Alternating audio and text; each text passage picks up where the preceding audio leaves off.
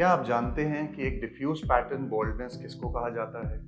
Normally जो हम देखते हैं और हमें ये विश्वास है कि हेयर ट्रांसप्लांट एक ऐसी चीज है जो कि पूरी तरह से किसी का गंजापन ठीक करने के काम आती है। लेकिन बहुत बार ऐसा होता है जब मरीज, आज की डेट में सैकड़ों मरीज हमारे पास जो आते हैं, वो इस तरीके का हेयर लॉस लेते हुए आते हैं जिसमें बीच में बाल हों और बीच में गैप्स हों। इसको कहा जाता है डिफ्यूज पैटर्न हेयर लॉस।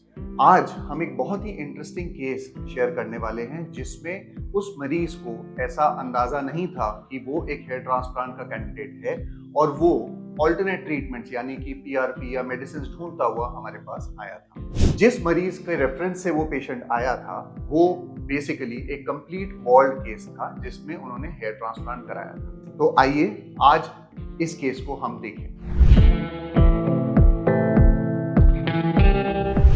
नमस्कार, मैं हूं doctor Mayank, founder Crown Hair Transplant का, और आज हम आपके साथ एक बहुत ही इंटरेस्टिंग केस शेयर करने वाले हैं जिसमें जो मरीज हमारे पास आया उसको एक डिफ्यूज पैटर्न हेयर लॉस था जो पूरा फ्रंट से लेकर पीछे वाले हिस्से, जिसको क्राउन कहा जाता है, उस पूरे हिस्से को इन्वॉल्व कर रहा था।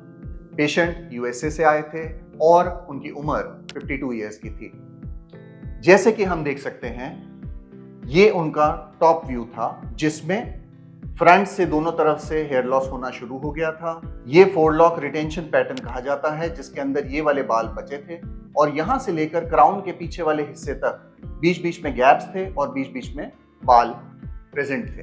अगर हम ऐसे केस को देखें तो इसमें ज्यादातर जो हमें देखना पड़ता है वो ये है कि पेशेंट के बालों के बीच का जो गैप है उनके बीच में क्या पतले रुएं जैसे बाल हैं या वो पूरी तरह से साफ हो चुके हैं। इस केस में जैसे कि हम दूसरे टॉप व्यू से देखें, जो गैप्स यहाँ पे बीच में थे उसमें बिल्कुल भी मिनिचराइजेशन या पतले थिनिंग जिनको बालों का कहा जाता है वो नहीं था।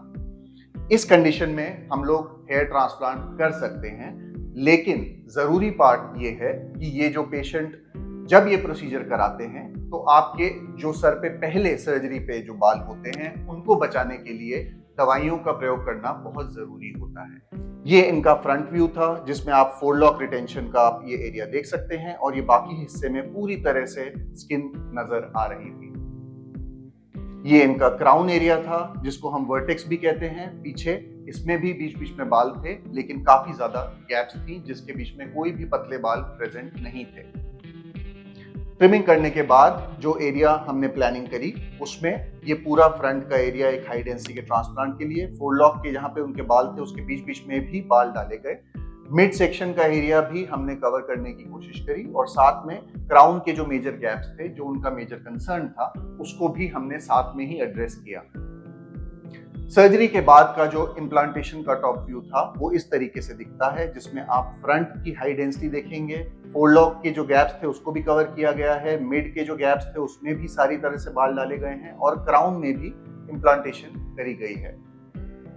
ये क्राउन का एरिया है जिसमें अगर आप ध्यान से देखें तो आपको नजर आएगा कि यहाँ पे एक वर्ल पैटर्न बनाया गया है जहां बाल घूमते हैं पीछे ताकि वो नेचुरल लगे। जब 48 घंटे बाद हम पेशेंट की बैंडेज खोलते हैं तो इस तरीके से पेशेंट का स्कैल्प नजर आता है जिसमें आपको कुछ कुछ रेड स्पॉट्स दिखते हैं और बहुत ही कम स्वेलिंग नजर आती है। टॉप व्यू में आप पीछे भी देख सकते हैं, ये क्राउन का इम्प्लांटेड एरिया और मिड सेक्शन भी नजर आ रहा है जिसमें सारी इम्प्लांटेशन करी गई थी। इस पेशेंट में जब हमने सर्जरी करी थी तो इसमें एक कॉम्बिनेशन टेक्निक का इस्तेमाल किया गया था जिसमें हमने FUT और FUE को कंबाइन करके ये प्रोसीजर किया था। यानी ये करीब 6500 फॉलिकल्स यानी 4200 ग्राफ्ट्स के आसपास किए गए थे जिसमें पूरी तरह से सर को कवर करने की कोशिश करी गई। जैसे आप देख रहे हैं, डोनर एरिया का जो नीचे का हिस्सा है इसको हमने अभी बिल्कुल भी यूज नहीं किया है। जहां तक कि क्राउन की थिनिंग थी उससे करीब 2-2.5 सेंटीमीटर नीचे तक हमने कोई बाल नहीं निकाले हैं। यानी ये जो डोनर एरिया इस्तेमाल किया गया है ये बिल्कुल सेफ माना जाता है। जब आपका गंजापन और बढ़ता है तो इस हिस्से में से जो भी बाल निकले होते हैं वो गंजेपन में इन्वॉल्व नहीं होते हैं, इसलिए ये बाल सबसे लंबे टाइम तक रहते हैं। ये है इनका रिजल्ट जब ये अभी रिसेंटली 10 महीने बाद वापस आए। ये इनका फ्रंट व्यू है। ये टेम्पल्स को भी हमने थोड़ा सा रिफाइन करके यहाँ पे भी बाल इम्प्लांट किए हैं और बाकी आप गैप्स देख रहे हैं ये काफी हद तक कवर हो गए हैं। ये रिवर्स टॉप व्यू है जिसमें आपने देखा था कि फ्रंट का पूरा इम्प्लांटेशन किया गया था, फोरलॉक की गैप्स भरी थी, मिड सेक्शन को कवर किया था और क्राउन को भी पूरी तरह से वर्ल पैटर्न में हमने इम्प्लांट किया था। जब हम पेशेंट का वीडियो देखते हैं तो आप देखेंगे कि यहाँ पे पहली चीज हेयर लाइन बिल्कुल नेचुरल नजर आती है। हेयर लाइन में कहीं से भी पता नहीं चलता है कि एक ट्रांसप्लांटेड हेयर लाइन है। जो अरेंजमेंट आप किसी नेचुरल हेयर लाइन में देखें, ये साइंस और आर्ट का कॉम्बिनेशन बहुत ही ज्यादा महत्वपूर्ण होता है। अगर हम ये बता पाए कि यहाँ पे ट्रांसप्लांटेड हेयर लाइन है तो वहां पे वो फेलियर हो जाता है, उसको हम एक सक्सेसफुल ट्रांसप्लांट नहीं मानते हैं। आप डेंसिटी देख सकते हैं, दूसरी तरफ से भी मैं कोम करके दिखा रहा हूं, बीच की पार्टीशन से भी कोम करके अलग अलग करके दिखा रहा हूं। आप यहाँ पे भी डेंसिटी देख सकते हैं। तो एक हाई डेंसिटी ट्रांसप्लांट किया गया है फ्रंट से पूरी तरह से क्राउन एरिया तक। ये पीछे का पार्ट है जो क्राउन का इम्प्लांटेशन किया गया था। यहाँ पे भी अगर आप देखेंगे तो ये पूरी तरह से ये जो डिवीजन बनाया गया है, ये वर्ल का स्टार्टिंग पॉइंट होता है जिसको हम थोड़ा सा हल्का रखते हैं। ये बहुत घना नहीं दिखना चाहिए और बाकी जो हेयर हैं वो रोटेशन में आते हैं पूरी तरह से घूमते हुए, या तो क्लॉकवाइज या उल्टी तरह से। तो इसमें भी जैसे मैं आपको दिखा रहा हूं कि अगर हम इसको उल्टा भी घुमा के देख रहे हैं तो आप देख रहे हैं कि किस तरह की डेंसिटी इम्प्लांट करी गई है।